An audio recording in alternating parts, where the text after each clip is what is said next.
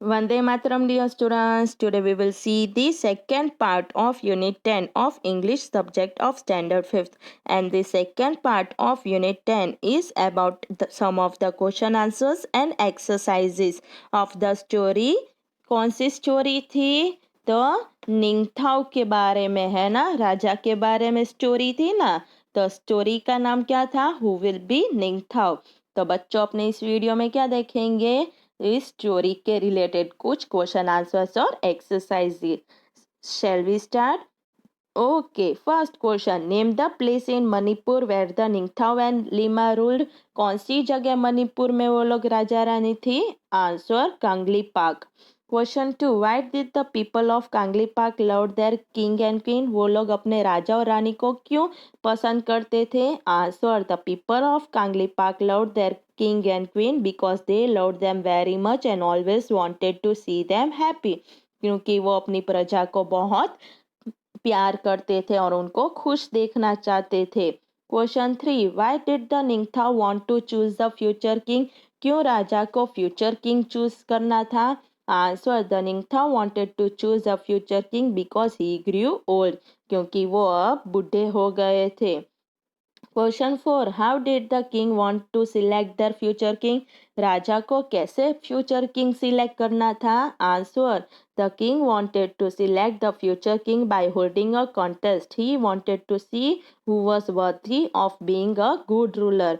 वो एक कॉन्टेस्ट रख के देखना चाहते थे कि अच्छा शासक कौन है। Question five, what kind of child was Sana Tombi. Sana Tombi कैसी बच्ची थी? Answer, she was a lovely child, soft and beautiful inside. Question 6, have you ever seen an animal or bird in pain? What did you do? क्या आपने कभी कोई जानवर या पक्षी को दुख में देखा है, दर्द में? आपने क्या किया? Answer, once I saw an stray dog coming under a running car. Both of his hand legs got bruised. The car driver did not pay attention, but I went near the injured dog, brought him in my veranda, and gave him first aid. Only after then he stopped crying.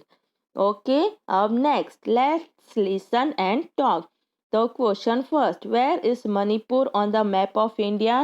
India के map में मणिपुर कहाँ है? Answer, in the north eastern part of India. Question two, what languages do the people of Manipur speak. कौन सी भाषा बोलते हैं? आसामी, मालथलियन, MeeGo या मणिपुरी? तो आंसर आएगा फोर्थ, मणिपुरी। अब question three, who do you think should have been made the future king. आपको कौन लगता है फ्यूचर किंग किसको बनना था? सनाजोबा, जो the one who jumped through the tree, Sanayaima, the one who jumped over the tree, Sanatomba, the one who uprooted the tree. Why do you think so? Who was made the future queen and why? तो आपको क्या लगता है future king किसको बनना था? ये तीनों बेटे, जो उसके अंदर से छलांग मारी थी, एक जिसने ऊपर से मारी थी, या एक जिसने पेड़ निकाल डाला था। और आपको क्या लगता है फ्यूचर क्वीन किसको बनना था, क्यों बनना था? Answer, no one should be made the future king because they only believe in showing their strength which is not always good. A future king should be judicious and considerate। तो क्या कह रहे, इन तीनों में से किसी को नहीं बनना था क्योंकि वो अपनी ताकत दिखा रहे थे और ताकत हर बार अच्छी नहीं होती है। एक फ्यूचर के राजा को जुडिशियस होना चाहिए, सबका सोचना चाहिए, सबके बारे में न्याय करना चाहिए। Sana Tomby was made the future queen because she had all the qualities of a good ruler. She did not believe in hurting anyone, not even trees। तो किसको बनना था? सना टॉम्बी को। अब क्या है वर्ड बिल्डिंग, उसमें पहला है right the meanings of the following in English.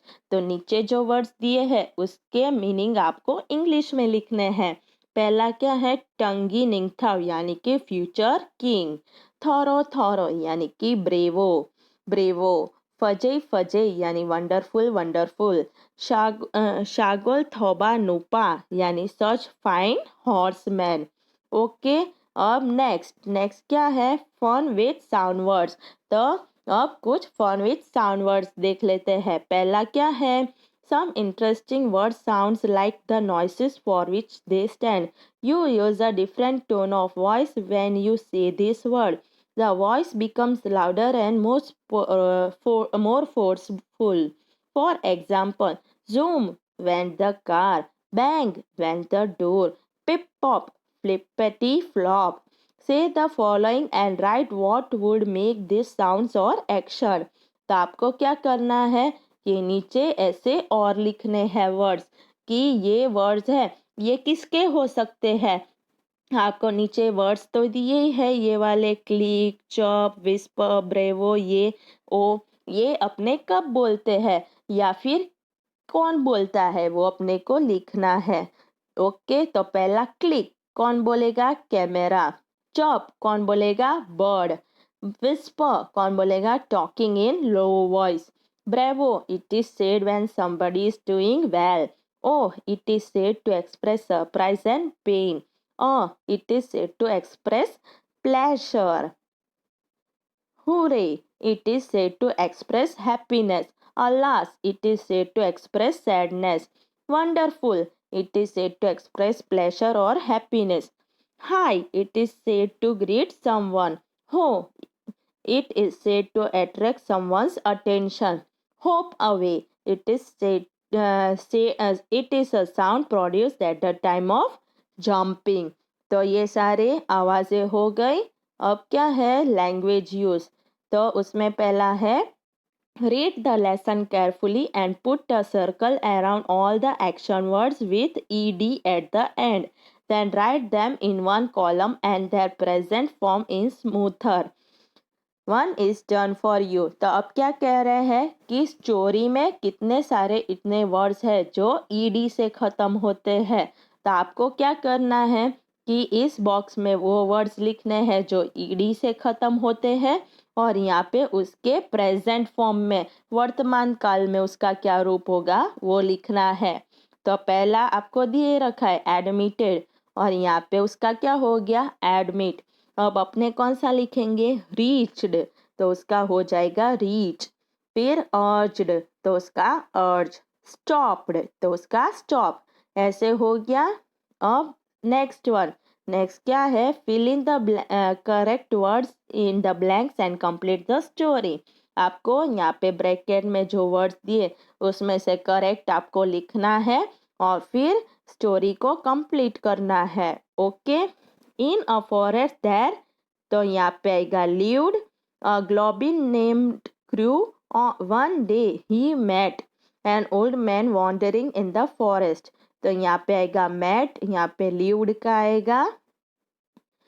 immediately cruel leapt, यहाँ पे आएगा leapt इसमें से onto the old man's shoulder and ordered him. Let's go, move fast. The frightened old man obeyed. यहाँ obeyed है वो लिखेंगे। The nasty goblin and walked. तो यहाँ पे walked आएगा। As they moved on, तो moved आएगा। He noticed that the goblin's feet were very tender. The old man asked cruel sir, how are your feet so soft and tender? Cruel replied, I have taken a vow that I will not touch the ground with my feet till I wash them. They soon came to a pool. The goblin instructed the old man to wait for him while he entered the pool. The old man thought to himself, now that the goblin has wet his feet, he does not need me. Let me run for my life or he will surely eat me up. So he ran off. तो ऐसे आपको ये story ख़त्म करनी है। Okay, तो समझ में आ गया यहाँ तक? आप सबको क्या करना है? इस स्टोरी के क्वेश्चन आंसर और एक्सरसाइजेस को समझना है और एक्स्ट्रा रफ नोटबुक में लिखना है। वंदे मातरम।